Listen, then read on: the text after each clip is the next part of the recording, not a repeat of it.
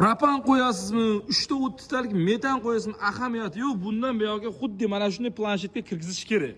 Aka, bu nima o'zi, shuni bir obunachilarga to'liq tushuntirib bering.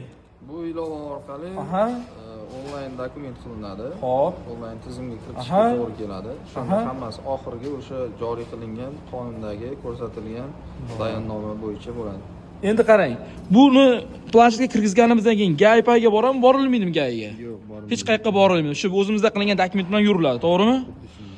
Bu hamma joyda bormi planshet, yo'qmi? Hamma joyda. Litsenziyaga ega bo'lgan tashkilotlarda bor. Ahamiyat berasizlar, shu joyga ham adashib boshqa joyga borib, aldanib qolmang. O'zimizga keling, o'zimiz hammasini yubileyni qilib ustanovka qilib beramiz. Xo'p, bu 3 ta 30 talikda ideal holatda Trekcraft'dan, ya'ni 405 kilometr yurilgan xizmat ustanovka qilib beramiz. Shaffof, QR kodli, garantinli bo'lgan ballonlarni ahamiyat berib qo'ysa, QR kodlari ham bor.